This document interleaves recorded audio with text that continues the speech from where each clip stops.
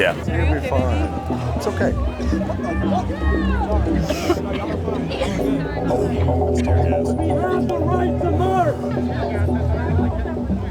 Yeah, we're surrounded right now on 6th Street.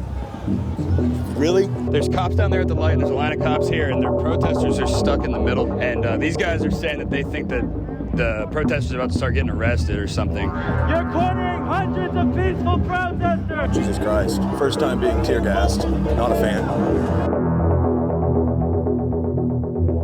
Hey everybody, and welcome back to another episode of What the Fuck is Going On. This is more of a sincere episode. It's not like our usual comedic content, mostly because something is going on right now in the country that's getting a lot of attention, and we found ourselves in the center of it. And as a Mexican-American, as someone who has many family members that are Mexican-American, coworkers that are Mexican-American, my own girlfriend Mexican-American, her family, we found it not only a passion of ours to show up to this protest, but necessary.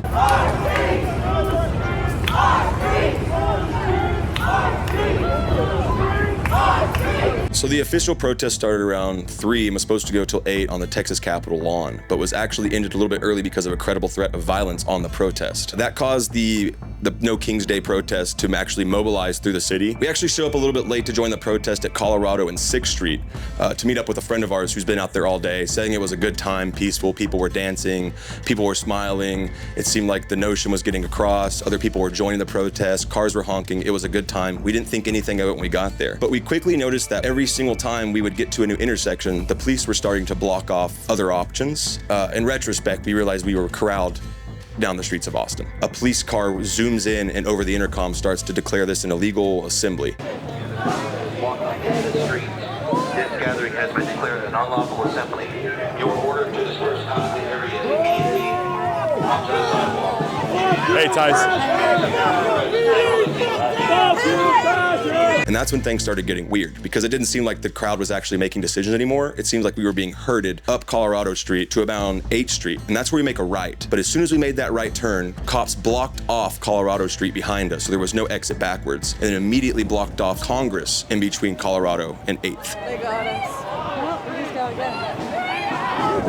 The reason that's strange is because there's only 2 alleyways after 8th Street between Colorado and Congress. One's a parking garage private that we found out had a police vehicle, stashed away in it to surprise the protest. It seemed like we had kind of stumbled into a little bit of a trap. We will be alright. Out of the way! You okay? Someone just fucking ran the okay. fuck into me. Watch your neighbor! Watch your neighbor! I got you. The only other option at that point was to go down an alleyway leading us back towards 7th Street, which the crowd seemed willing to do, and like I said, was moving completely peacefully, but panic was starting to build. As soon as we got to the end of the alleyway, police rolled out like tire strips, just completely collapsed and closed off the alleyway. Quartered in an alley, kind of forcing us to make an illegal move here. This is crazy. It's a peaceful protest marching along the city streets, and that they're keeping us blocked in this. You can see here, left and right, we're in an alleyway. They're keeping us from moving anywhere else. Yet if we try to leave, I don't know if you got that on camera, but they showed up in a brick wall. And that's when things got really, really worrisome, because now you're talking about a completely peaceful protest, completely barricaded by what looks like soldiers, complete geared out, riot gear, all of it to the nines. They start to not only barricade us, but then push us in to condense us. Got a little scary. There was a little bit of risk of trample. JJ and I got separated a couple times. My girlfriend and I got separated. People were getting emotional. It started to seem like we were just like set to be pigs for the slaughter in a really weird way. They got cops at the light, and the herd is between 2 rows of cops. They're in the middle, yeah. Cops flanked the protest. They split it in half, and they cornered them. There's cops down there at the light, and there's a line of cops here, and their protesters are stuck in the middle. And these guys are saying that they think that the protesters are about to start getting arrested or something. Move! Y'all fucking move!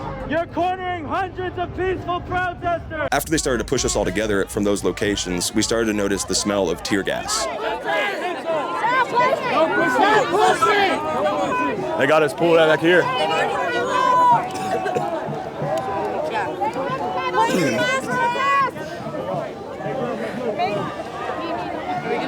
You'll be fine. It's okay. It's tear gas. We have the right to march! They tell us this protest.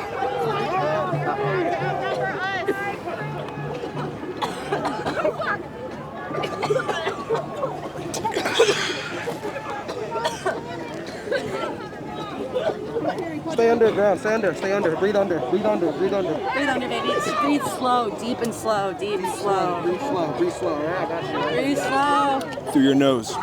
It started to affect basically all of us immediately. That's rough because we're in an alleyway. There's no air movement. We're just being smogged by tear gas. We had to sit in the tear gas for about 3 to 5 minutes. That situation got really scary, and I think that some of the law enforcement involved in that situation, specifically APD, I don't mind them at all. I don't mind most officers that are acting kindly. But in this situation, a couple of them turned their bike sideways and allowed us to walk out the alleyway back over towards Colorado Street. That was nice. It was a nice little subtle sign of solidarity. If we're at this point where a subtle sign of solidarity is allowing you to leave de facto little gas chamber built between an alleyway in Austin, Texas, you can't help but to wonder, like, what's the issue with showing what we're trying to communicate? Obviously, the people of America are tired of the ICE raids, of families being torn apart. I don't think anyone really voted for this. I understand there's an outcry to remove illegal immigrants in this country. That makes sense. If you came here illegally, I can understand the notion that it might be harming the economics of the country or whatever. I don't know. I'm not really that smart of a guy, but what I do know is that that's just a little inhumane. It's denying the fact that everyone is a human working hard, trying to get to a better place. And the situation just continues to get worse and worse. After we left the protest, we actually spoke to Tice, our friend that was at the protest all day. And she was just a little heartbroken because of the way things turned out. It was a great protest all day. She couldn't help but to mention all the fun she had, all the dancing that was had, the music that was shared, the culture that was experienced, and the solidarity she shared with the protest. Man, when I first got here, I met up with a group of, there was 30 people still at the original protest area, and from the very beginning, the vibes were super peaceful. Anytime anybody even started getting aggressive with someone who was against us, everybody in the crowd calmed them down, talked them out. No violence was definitely the theme of this.